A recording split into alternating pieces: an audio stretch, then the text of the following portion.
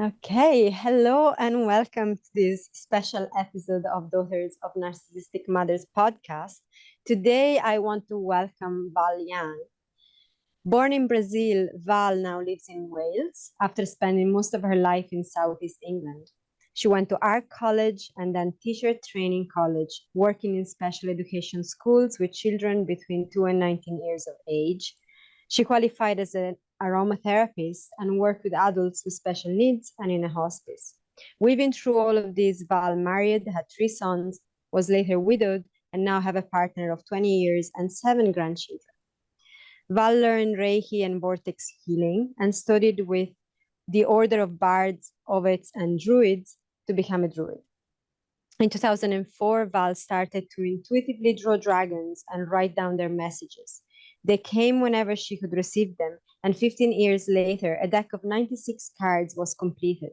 That was her first big project. The second big project was the Garden of the Heart, a book that has 8 gardens and 64 portals to travel within your own heart. The third big project was doing the 44 illustrations for the baby dragon cards in collaboration with Anna Vidal and all the baby dragons that they work with at the Dragon Energy Center in Brazil. So welcome, Val. Thank you. It's good to be here. It is.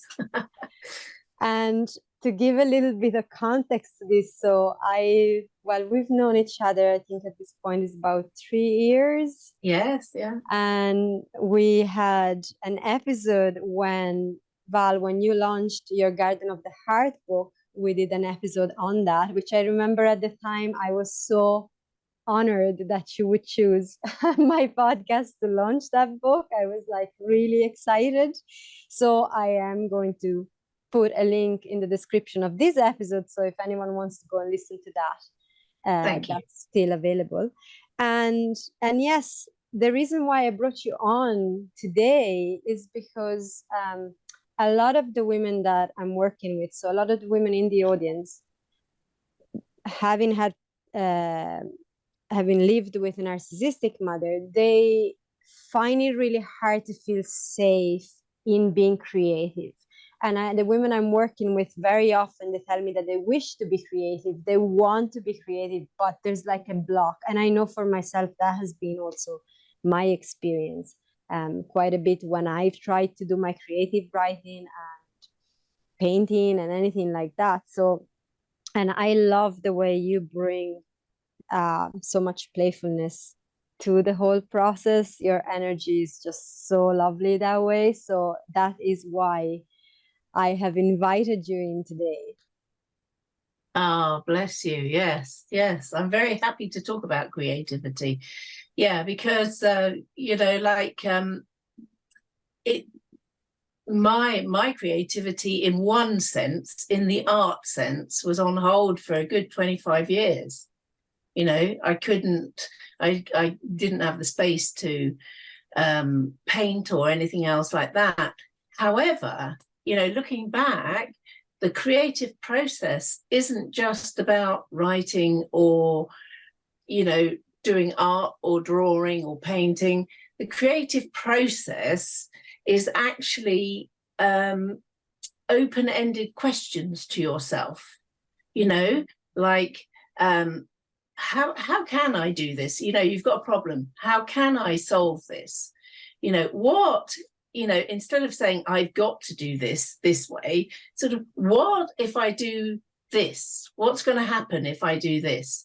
And I found that those more open-ended questions was exactly what I needed, say, when I was teaching, you know, because I was teaching with people with profound difficulties. So there's no way I can teach a normal curriculum, and I can't teach in depth on anything because they are basically not going to, in a sense, progress, because we were basically, our prime thing was on communication with them. So how can I get this child to communicate with me? And you have to get quite playful about that. You know, if you want a response, you've got to stimulate it so that you get a response. normal way of doing it doesn't work, because most people try that first off and they're sort of, oh, but so your whole approach to, your work and your living becomes far more creative.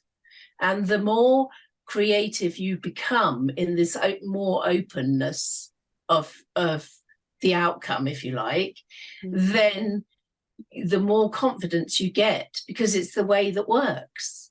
It's as simple as that. You keep doing it because it's the way that works. It's the way that shows you through a problem to come out the other end.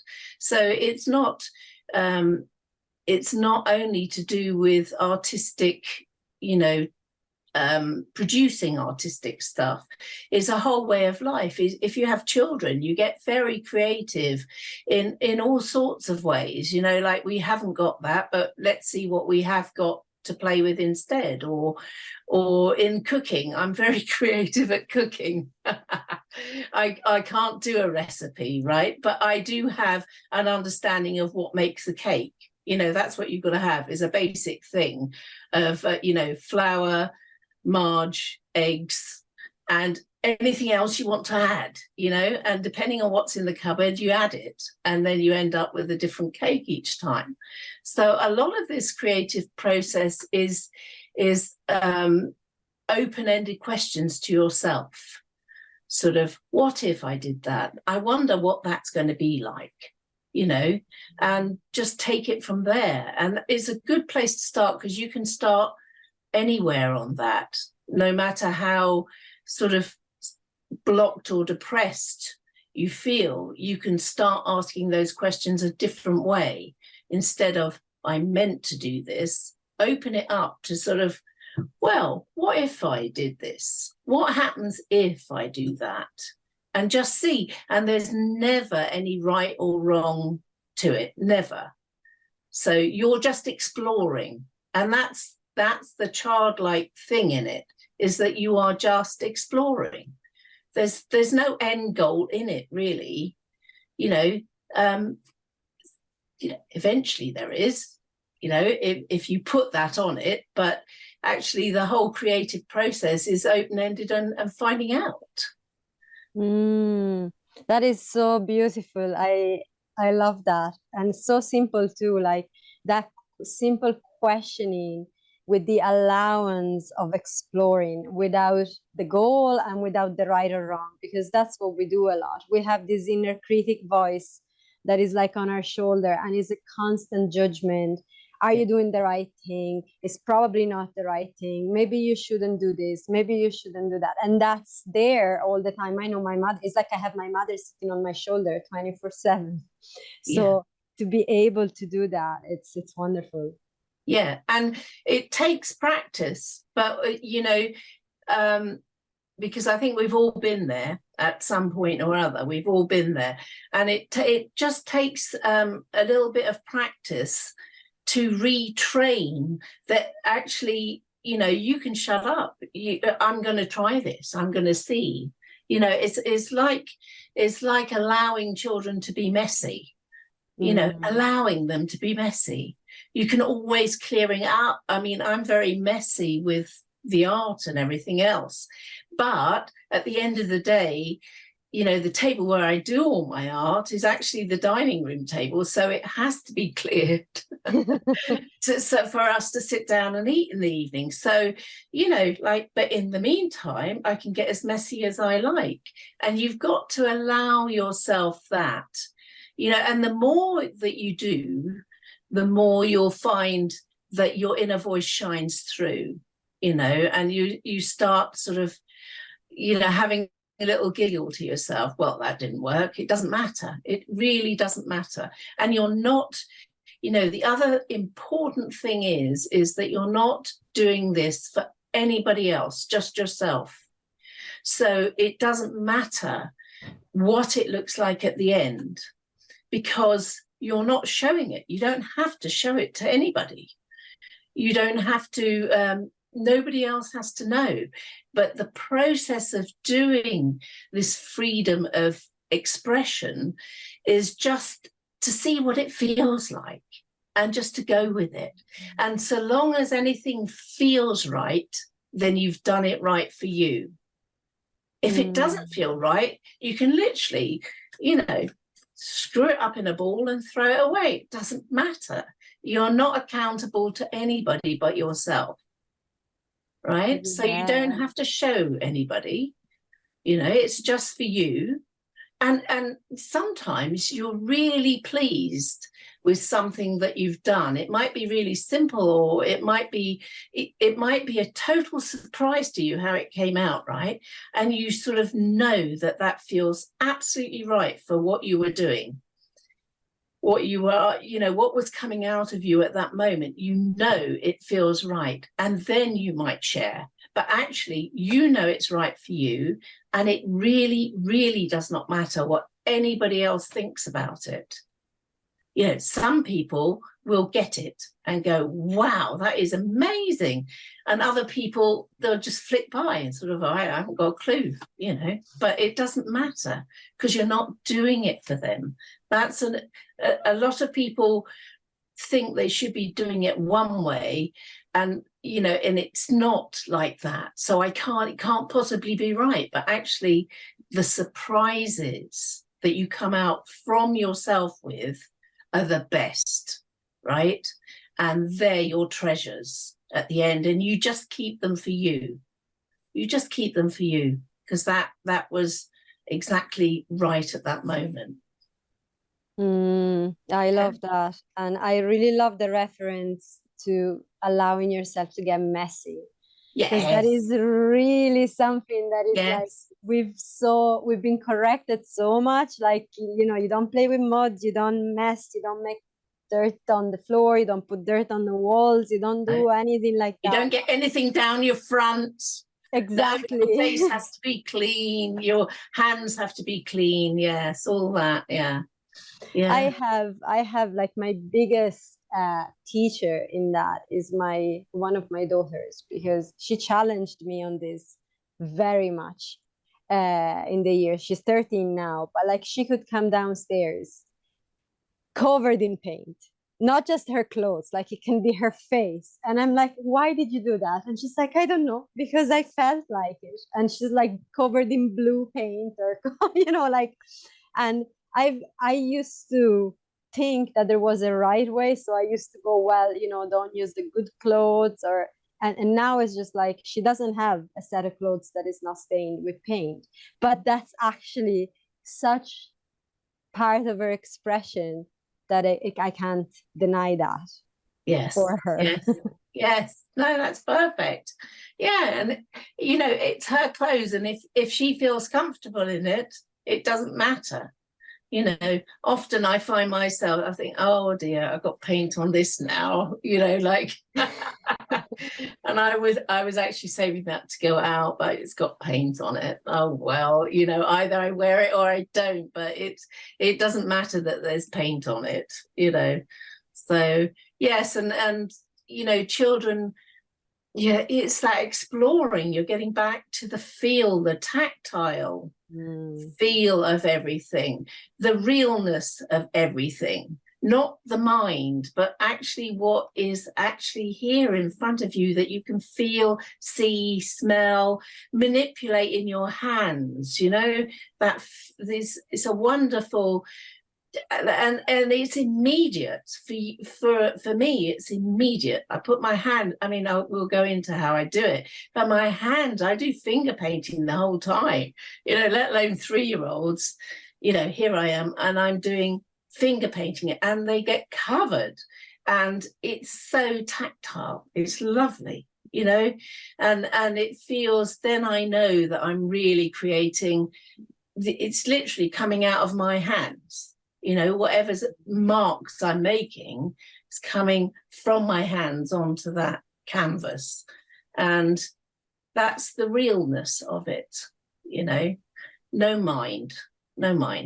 Yeah, it feels like there's quite the connection with your body when you go through such an experience, when you bring your hands into it. And so whether whether you're painting. I know I have my other daughter does a lot of sculpting with clay, and that again just involves the hands so much, and they get really messy, you know, and clay is everywhere. But it's Yeah. that full embodied experience that goes beyond what we think should and shouldn't be done, which is like one of the biggest limitations I find in anything, which is a limitation in life ultimately. As you said, Yeah. creativity is a way of life. It's the shoulds, you know, when we're using should in a sentence, that's usually like for me an alarm bell to say, okay, that's my mind, and my inner critic is at work here. And I don't Yes. need that. No. And that's what you're trying to get away from. And the more you allow yourself, again, it's this allowing through you, you know, this power of creativity that you have. You just have to allow this flow through, and it might start just as a trickle. It doesn't matter. You're not in a race with anybody. It's only you in doing this. So you know at any one given time how far you've got yourself, you know, and it might come as a surprise to you, the blocks that you've put in, not somebody else even, but you've put them in yourself. And you sort of you're just gradually either literally kicking them out of the way, or you're just moving them out of the way, but you're becoming aware in your mind how much you've stopped yourself. And that's really important, because then you can let go. Like, I know this one now, I don't have to deal with that one. You've dealt with that one last time. So now I can go more fully into the next thing. So it is a build up. It doesn't happen. I think if you tried to do it full on straight away, which would be virtually impossible, I think it would probably feel as if you were totally out of control, which when you're being creative, there is no control. So you're actually never going to go out of control either. You know what I mean? But there is this sense that you're just going with it the whole time, with it. You know, what if I do this? What about this color? What about this? You know, and what if I take it all off now? What happens then? You know, but if you let yourself, if you didn't do it as a sort of genuine process from the heart, you would feel as if you could just throw everything at the walls and, you know, throw everything up and everything else. But that's actually not being creative. It might get rid of a lot of anger and everything else, you know. So, and actually that's a good point. Sometimes, yeah, having said that, but sometimes if I haven't done anything for a while and I can feel things building up in me, right, ready to come out, but not, what I will do is actually do the equivalent of throwing everything at walls, but I get a canvas and I get paint and I literally flick and flick and flick and flick, and I just go out in the garden and I just get a canvas out and I just choose the colors and I flick, and it's totally random, absolutely. And what it does, that actually loosens me up. It just loosens me up. Like, I've got rid of my angst, if you like, my anger or the build up that I'm ready. And then I'm ready to actually be creative, because I've got rid of my destructive tendencies first. So that's a good point too. So if you're feeling stuck, you know, just do that. You know, I flick paint, but you could just randomly doodle and doodle and doodle, or write, you know, nonsense, until things start to feel, it's when I stop, when I feel calm, ready to do the next thing. So that might be useful to a lot of people. Yeah. Yeah, I'm feeling that quite a bit, because it does happen when you don't do something creative for a very long time. I hear a lot of the women will say, and it has been my experience too, of, oh, as a child I was so creative, but then I came away from it, and now there's this block fear, there's like a lot of expectations. It's like it's like a cap on a volcano. It feels Yeah. like Yeah. there's a lot there, but you're really blocked into expressing it. So I get how that would be super Yeah. free, liberating. And also, what happened to me after that, as a child and as a teenager, I would be drawing the whole time. I would be drawing, and I would be drawing what I could see. Okay, anything. I draw people, I draw, cups, mugs, flowers, everything. I just draw. There was always a pencil in my hand, and I just draw. And then I had this long gap, and the frustration of picking up a pencil, and not being able to draw anymore, right? Like, that's enough to make you give up, because, but actually, the positive thing is that you work through that, right? You do work through that. And then you suddenly realize that isn't your voice anymore anyway. That is not what you want to do anymore. That is not what you want to express anymore. So then things started to get freer. So if I could, like, if you really were good at art as a kid, forget in a sense what you did, start off from where you are now. Free yourself up from where you are now and get rid of all, it doesn't look like a person anymore, it doesn't look like a flower anymore, because actually what you've got to say with all your life experience now is more than that. Okay. Yeah, So, that's a big point, especially with I know what can emerge quite strongly is a lot of grief, because if you yeah, felt like you couldn't continue with whatever creative processes you had as a child, and that felt now you're realizing, oh, it's because my mother put me down, it's because there's this trauma, these experiences came in and stopped me. Then when you want to start over, there's like this grief of what it could have been if you just continued. yeah, But it's beautiful the link you've made, Val, about, but now you're a different person, you and there are. is a preciousness, there is a richness in that, and you Yeah, can cultivate that from now.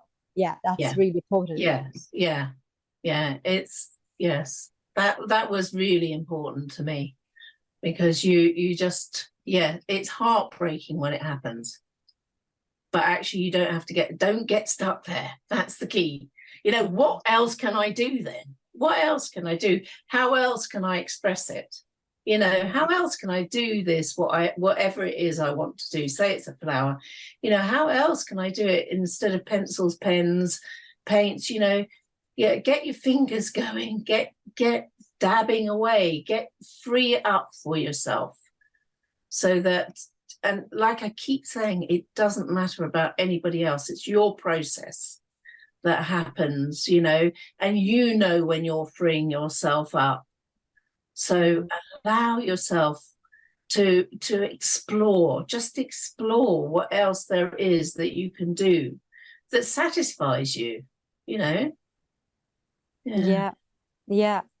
And that brings me like to ask you about we had a little bit of a to and fro in emails before this episode, and you wrote that you have two main creative process that you go with. You spoke in your email about one that is more illustrating, you've called it, and the other one that is free flowing. So if you just want to say a few words about these two different ways, because I know even if in the audience you're not actually, you don't paint or draw, but you write or you do music or you express with your body, whichever form of creativity. And as we said, it could be in cooking, it could be in anything, because it's part of life. These processes, I think, can be transferable anyways. Yeah. So yes, I have two very distinct parts to my art, and one counterbalances the other, actually. So with the first one is what I call my illustrations, right? But they're not illustrations like me looking at anything, like a flower or a mug or whatever it is. What my illustrations come from journeying, inner journeying. And I've always been able to do that. And not always, I have for many years been able to do that, right? So I will journey, and sometimes it's very, very visual. But that's not why I want to do it. There's often a very, very important lesson that I'm trying to remember from that journey. So what I do, it's for my own benefit. I think about the journey, and I try and do a composite, lots of different images. When you're journeying, loads and loads of images will come through, and I try and draw down an image that encapsulates that journey with a message in it that I want to remember. And once I've drawn that, then I will paint it. But, you know, and I will have an idea of the kind of colors I want, because that they will have been on the journey as well. But it doesn't mean drawing is one thing, and it has to feel right. And I'm often doing like from multiple angles and everything else. To anybody who wants to do it right, you know, this is what, that's why you can always tell if you like shamanic kind of art, is because it comes from multiple different angles and viewpoints and everything else. But as a whole, if you look at the painting as a whole, it makes sense. But if you break it down to, I shouldn't have done that, I shouldn't have done, you'd never get it done. You'd never get it done, right? So you put this composite together, and it has to feel right. Yes, that's the message that I want to remember from this journey. And then you start intuitively painting that. And the colors may change as you go through, but so long as always it feels right to you, yes, that's the right color, yes, that's the right shade, yes, that feels right, then you go with it, you know. And if it's not, then you redo it, you just go over it, with a different color. But as soon as it feels right, and there comes a point where everything feels just right, that is it. That is what I wanted to remember. And then that illustration is done. So, and it invariably comes from journeying, that kind of illustration. And sometimes that's how my mandalas come around as well. I've done mandalas, and what they come from are some very, very complex ideas that I've been given on the journey, really complex, huge concepts that you cannot illustrate in any other way than geometric form, really. And if anybody has been there and understands that concept, they will get that straight away. And if you haven't, you'll just see a mandala. And like I said, it doesn't matter to me, but I share it just in case somebody else, I know what that is, you know. And it's because, I don't know about, I still like confirmation, you know, like, you know, I'll see somebody will be doing a piece of writing on exactly the same day that I'm getting the same message and doing an image for, and they've put it up in writing and I'll have put the image up. That's exquisite, because we have no connection other than what we've just done, but somehow we are connected. And their way of sharing it is through words, and my way is through images. So, you know, it is wonderful when that happens, and it's been happening more and more recently, which is great. Yeah. So that's how I do my illustrations. And that's really how, do you want to talk about the baby cards, or do you want, that's how the baby cards came? Baby dragons. Yes, let's bring them in. Do you want to go on to the next bit? We can just bring the baby cards in for a moment, because it comes really well. I got the deck of the baby cards, and I have loved them. I actually got them thinking about my girls, especially my youngest. She's so into dragons, so she actually uses them quite a bit. But I found myself using them, and they just bring me back to that playfulness that I struggle with sometimes. I can get very serious. I can tend to take things a little bit too seriously at times, and every time that I'm pulling one, I'm reminded Yes. it's not that serious. No, Yeah, that's let's it. talk about them. Okay. Well, the baby dragons, and Anna Vidal and Anto O'Connor. So Anna is Brazilian and Anto is Irish, and they run a dragon energy center in Brazil, right? And we met years and years ago when I was first starting doing the dragons, and they were first starting doing the dragons. And we were almost running parallel at one point of what we were bringing in. And then they've gone their own way with a whole system of healing through dragon energy. And I've gone my way by carrying on doing the illustrations and that. And we've been really good friends. So she came to stay that year, whenever that was. And, you know, on the conversation came up and said, well, would you be prepared to illustrate baby dragons? And I said, I'll have to think about that. So the next day I said, yes, I will. I'll do them, because I knew it was going to be an awful lot of baby dragons. And I wasn't quite sure how it would work. But for me, the really important thing was that somebody who understood dragon energy brought them through, these babies, and someone, and I did not want AI to touch them. You see?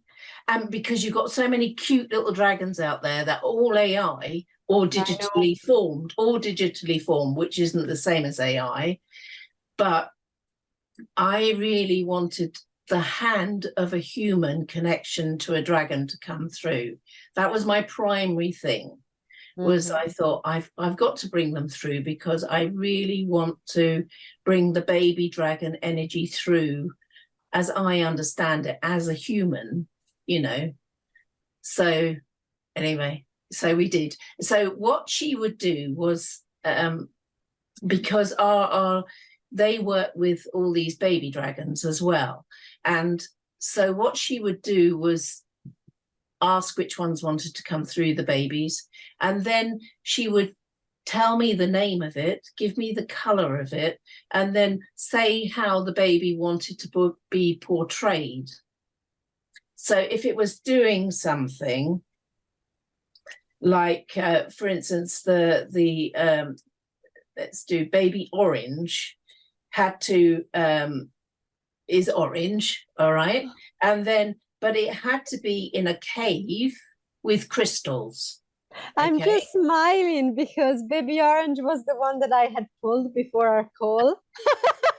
And I had it here just ready. So look, oh my God, that's amazing. So yeah, so she's in she or he, but they're in a cave with crystals, right? So that would be my brief, was that they were in a cave with crystals.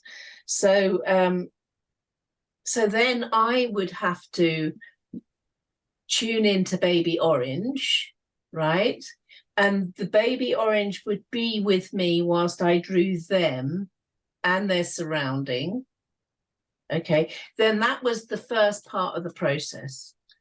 So get the drawing right. Now the drawing could take, because it was toing and froing between the baby and me, sort of like, no, you haven't got that right, scrub that out, you know, no, don't like that bit. Okay, yes, got that. Can I have a longer tail? Can I have a fact of this? Can I have, you know, all that kind of thing came in, sort of not so necessarily as in words, as sort of like my hand would be sort of, no, that's not quite right, that's not quite right. So the actual drawing could take 4 to 5 hours, concentrated drawing.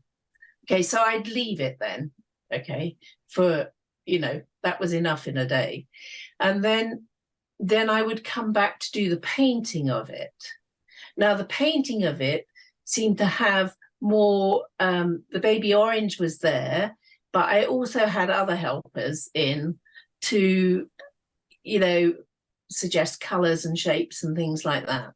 So that would come in as well. And then finally the card would be ready, the illustration would be ready, and then send it off to Anna to make sure, doubly sure, both ends agreed that this was it. There was only one occasion that we actually had to change something. So yes, so it's a collaboration between Anna and her talking to the baby dragons, then me being with the baby dragons, and then making doubly sure that everybody is happy, that the babies and everybody was happy with the illustration. And the same thing kind of happened with the words as well. So yeah, it was collaboration takes longer than doing it by yourself, put it that way. Yeah. But it was a really good thing, and it never, let's put it this way, it never got easier and it never got any more difficult as time went on. So the next baby dragon would come in, and the same sort of things, I get a brief, what they've got to be surrounded by, or what they're doing, or what they want to express, and it would be fresh each time. So it would be starting from scratch each time with the baby, and then with the painting. So that's how that came out. Yeah. What an amazing creative process. And it really goes back to all that you mentioned previous, like going with the feel of it, forget about what's right or wrong and what should be or shouldn't be. And also, like, I love that you brought in AI and like not wanting that to touch the drawings, because that's like that part of our mind that feels I'm not able to do it. I'm going to use this. Hand it over to AI. Yeah, and it'll come out perfect in inverted brackets, but it's perfect for what? Like it's a concept, but it's not actually the right feel. No, that's right. It hasn't got that creative feel about it.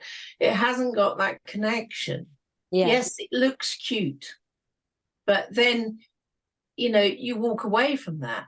It hasn't actually grabbed you, has it? It looks cute. But, this, you sort of like, now, what is it doing? Why is it there? What are they doing? And it's a sort of, it gets your curiosity going and it's engaging with you. That's the other thing. The key thing about creativity is that you must engage with it. You must. You can't half-heartedly do creative stuff.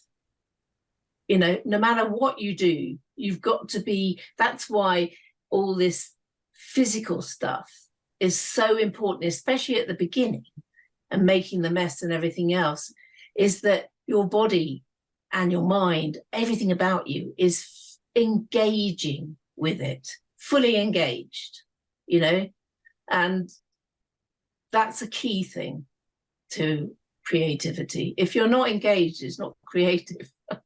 You can produce things, you can produce anything, but unless you've been engaged in the process yourself, it won't mean anything to you. At the end, it doesn't have that, I know what that is. It's sort of, well, that's pretty, or that's a mess, or whatever it is, but it doesn't mean anything to you. And that's what, it doesn't matter how it turns out to anybody else. If it means it to you, that's what matters. Yeah, and that gets transmitted. I know I have a few of your beautiful paintings, but I have one in particular that is it's very simple. It's like a rainbow of color with a spiral in the middle. And I have it in my bedroom. It's like even before going to bed, if I'm feeling anxious, if I'm feeling overwhelmed, upset, or it's enough for me to look at that. It's just, it has such, and it has glitter all over. So it's like, it shines in the light, and Yes. it's like, oh, it makes my heart just settle every single time and feel so Yeah. calm. Yeah, it's like a big shouldn't do in art or craft or anything else. You shouldn't lose glitter. Well, I've blown that out of the window. So it's you put on whatever feels right.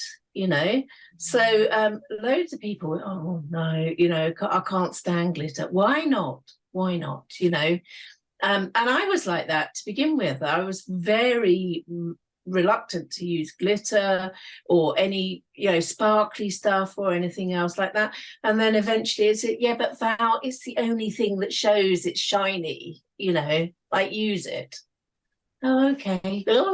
And that gave me permission to go mad on things, So.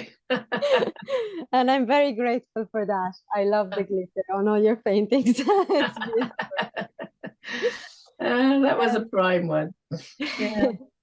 And so if you can talk about a little bit, so about the second process, the free flowing, because that feels like a really, I don't know, like one of these processes where you really get to go into the allowing whatever that is wanting. Yeah, because I'll start off by saying, but when we came to launch the Baby Dragon cards, Anto and Anna really, really kindly took me out to Brazil, got me tickets to go out to Brazil for the baby launch, which was fantastic. And we did that. And then what I did for the group that was there was did a creative weekend, which was amazing, right? A residential creative weekend at their place. And these are highly intuitive, very intelligent women who can express themselves really well, right? But I was taking them back to basics. So so what we did, I said, okay, we're going to do this. And so everybody had a canvas, all of us, everybody had to join in, no matter, whether a staff, whatever they were, everybody had a canvas. And you had a selection of paints as well. So I said to them, you are not to imagine any images, nothing like that. I just want you to think of 2 to 3 colors that you really feel like using today. Just really feel like using today. So that's what we did. And you literally can pour the color, can paste it on, whatever, randomly. And then you start blending these colors, okay? And you start blending them on your canvas, and your canvas changes as you're doing it. And you can add a bit more, you can take more off, whatever it is, and until it feels as if it's right.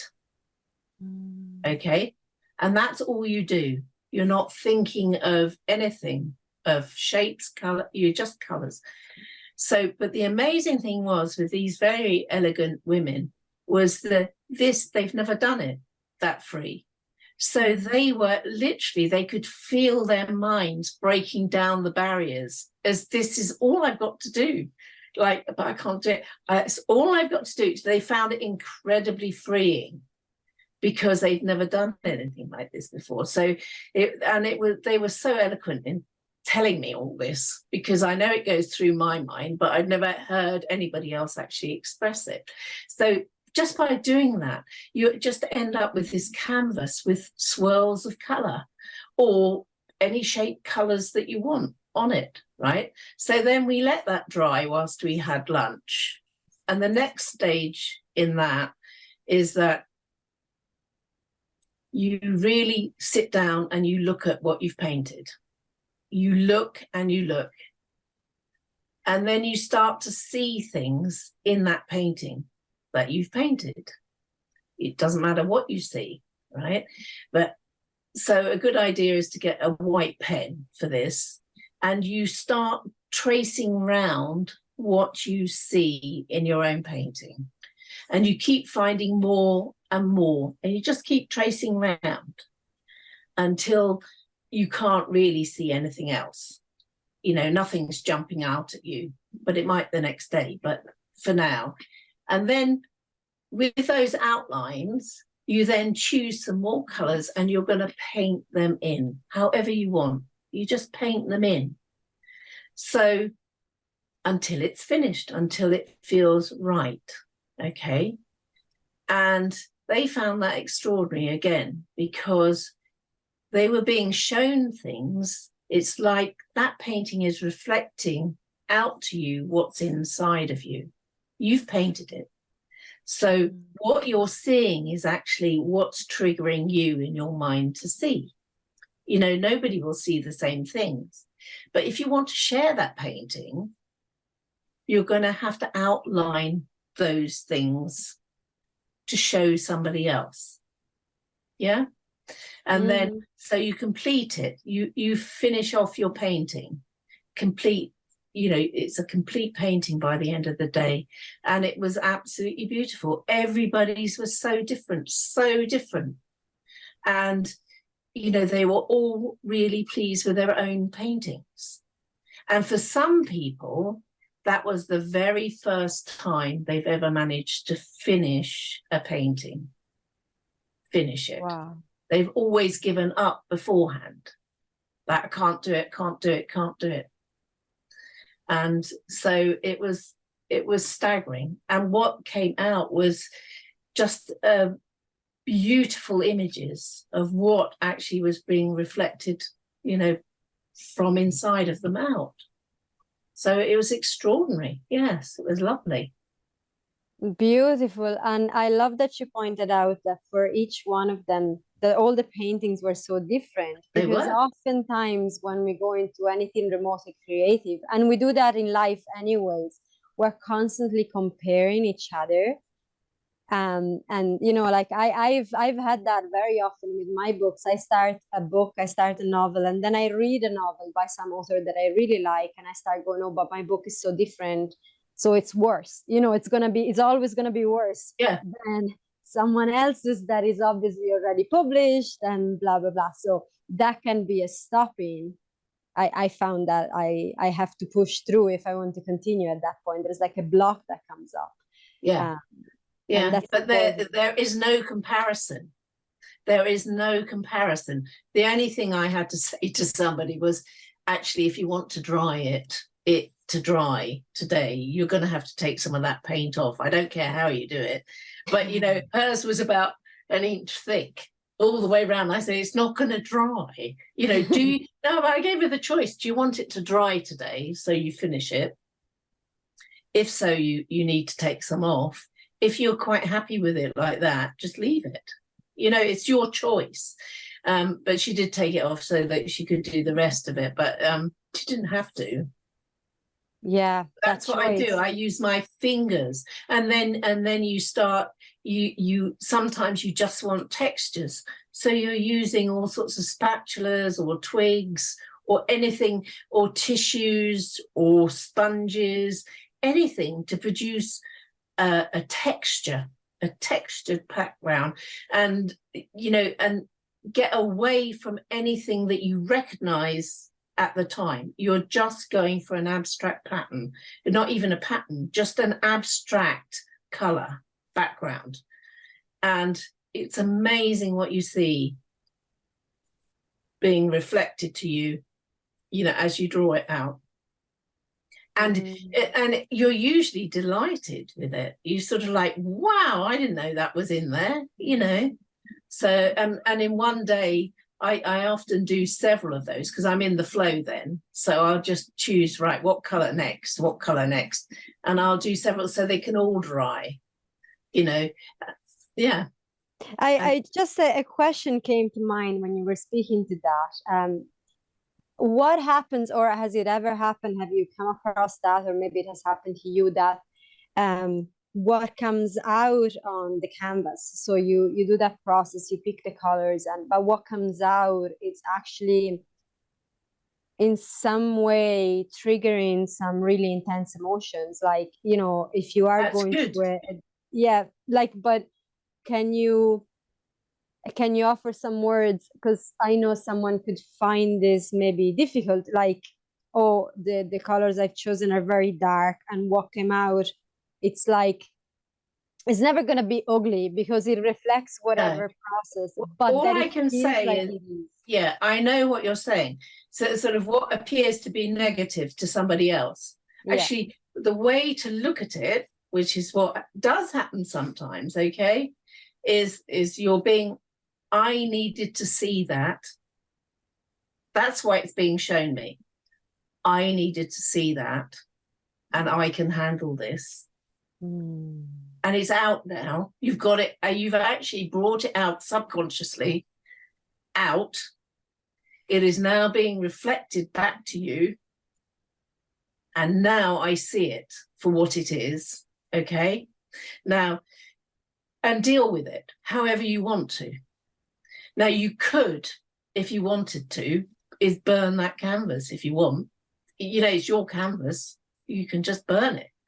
Or you could just clear that canvas completely off and repaint it with something else as a back, you know, just say white, you know, right, it's obliterated. Now I've seen it. That's all I needed to do was see it, you know.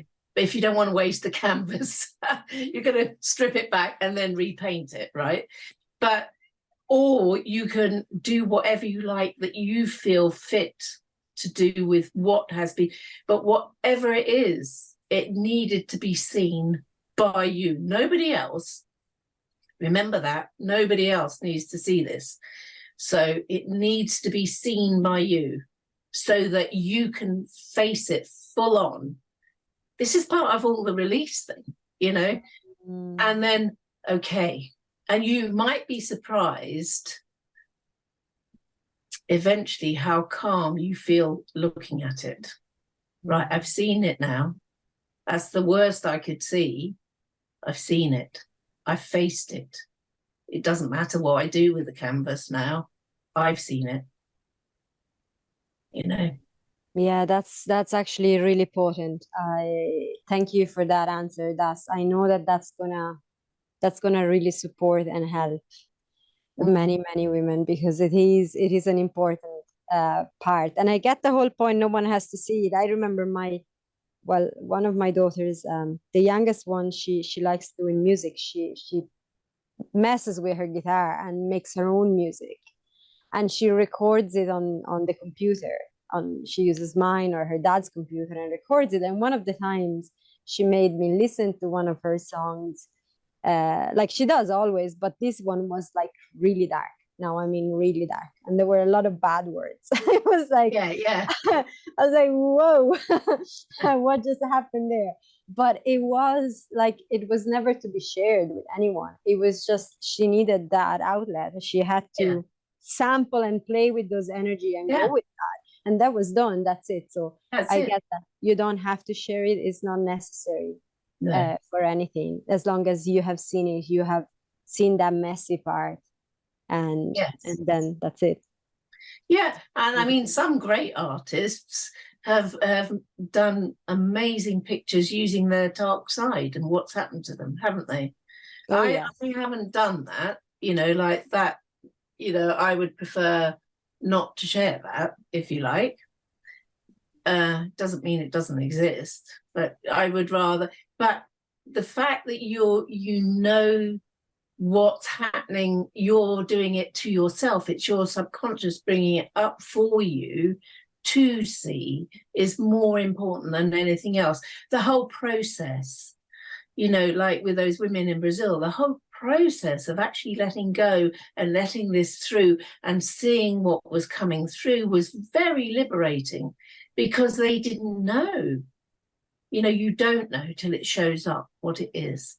So it's such a good way, in many ways, to face things that you wouldn't ever have a choice about. You know, like you wouldn't choose to go there really, but it's still in you, so it has to come out. And it's a really good. And once it's there, it's harmless. You know, once it's actually facing you and you've looked at it and you can do whatever you like, the fear usually subsides an awful lot because you've actually faced it down, you know. You've looked square in the eyes and you sort of, is that it? Is that what's been holding me back all this time? Really? You know, like, really? So, yeah, it's a really good process to do. I use the metaphor of it. It's like having a dark room that you've never looked into, and it's really scary because you've never looked into it. But once you open that door and turn on the light, well, then that's it. It's not dark anymore, and it's out in the open, and it's not scary. But I love what you said about the process, because the process is the important part, isn't it? It's not actually the final result. It's like, and it brings us back all the way to that child energy, that playful energy, because children, when they do things, they don't care about what comes out. They really enjoy the process. Yeah, precisely. You know, and they'll do it till it's finished, you know, 2 seconds later. Finished. Right, okay, next, you know, finished, until I don't want to do anymore. Right. Well, that means that they've got everything out. And it's kind of like that for us. If we allow it, it'll come out until I don't need to do anymore now. I can have a rest, you know, like it's out. So yeah. And it's just allowing, like I said, it's giving yourself permission that hasn't been given permission before, you know. Yes. And most children, you know, like if they haven't had trauma or anything else like that, you know, like really young kids never ask permission, never. You know, they just do it. It's just, having had 3 kids all at once, you know. Yeah, they don't ask. So remember that as well. You know, it's you giving permission to yourself. It really is. Yeah. Wonderful. And there's so much. And I really love every conversation with you, because it's it's that energy. I know it helps me. It supports me in the process of feeling like, yes, I have permission, because not because I got it from you, but you have this energy that is just so open, and there's no judgment. I always feel very, very safe. I remember actually speaking, it was in the group of the Garden of the Heart, that I shared for the very first time publicly, effectively, that I was going to work with mother wounds, and that I was going to start this work. This was like a couple of years ago, a year and a half ago, I can't remember. And I remember everyone, but like, and your energy was just like, yeah, do it. That feels good. Yeah, why not do it? And that was the spark that I really, really needed at the time. Oh, right. Oh, well, obviously, I mean, it does really need doing. And I think one of the, certainly, I'm a lot older than you, but I used to find it really frustrating when people used to talk about their mothers as if they were some sort of beautiful creation, you know, like this, that, and the other. And it was only when I decided to start being honest to people, like my clients, you know, sort of like, you don't have to love your mother, you know, like, and boom, the floodgates flew open. They needed permission from someone that said, it's okay, you know, not every, you know, it's okay to speak about it. And it is, and it should be. And it's only, I don't know, society, you know, putting these blocks on you the whole time. You mustn't mention that. You mustn't mention that. Well, as soon as you actually do, you find out how many other people are just relieved that they can actually, you know, talk openly about it, because it needs to be opened up. Yeah. Yes. And obviously you've shown that. You've done it perfectly. Well done. Thank you. we've been talking for about an hour, and I could go on talking with you all evening. But I yeah, I know this is only going to be an audio recording. So for the audience, obviously we're not going to be showing images because you're not going to be able to see them. But I am going to share in the description of this video a link to your website, Val, so that people can actually go, and if they want to have a look at the baby dragons card or your other incredible deck of cards that is like 96 amazing dragons. It's a beautiful work, and then there's lots of paintings, and there is the Garden of the Heart, of course, that I again, amazing tool of self-discovery, especially if you've heard in this episode, you've heard us mentioning journeying. It's like going in with like is like a visual meditation. You're literally taking a journey inside of yourself, being open to whatever it wants to come. Some people are more visual. I get more words, for example. Sometimes it's more feelings. I don't get as clear images. I know you sometimes describe your own journeys.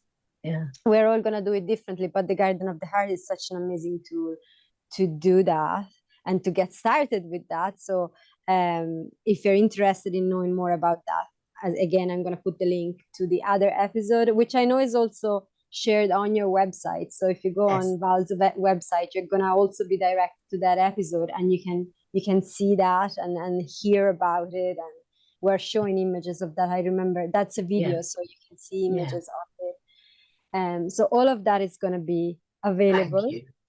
And if you have anything else that feels like wants to come through that you want to add before we close, Val? There was only one thing that is to, like, if you're going out for a walk anywhere, don't wear headphones. Don't really be where you are. Really be where you are. It doesn't matter how you feel, okay? But just really take in each step at a time, okay? And just allow everything around you to support you. And I mean the earth and the wind and the rain and the sun. Try and become more aware of that than what's happening in your head. And that'll be the biggest opening for you to then free yourself up. That's all I wanted to say. It's just allow yourself to open up, and then everything loosens. That's potent. That is amazing advice, actually. Too often we're bringing distractions with us. Yeah. So that, again, is enjoying the process. You're not going from A to B, but you're enjoying every single step and opening your entire body and feel all that's there. Feel it, yeah. Feel alive, not in your head. Feel alive, yeah. That's it. Wonderful. I'm not going to add anything else. That was just absolutely amazing. Thank you so much, Val, for this time together, for all the wisdom you shared, and for all the beautiful paintings you bring. And yeah, thanks a lot. Well, thank you so much for having me. Thank you. And thank you, everyone, for listening in. Yes. And you can reach out always. You can ask questions. There's my email at the end of every episode, and there is also going to be all the contacts of Val if you want to ask her about anything about her creative processes and all of that, and all her beautiful paintings. You can find her there. So with that, we're going to leave you and send you lots of love. Bye for now.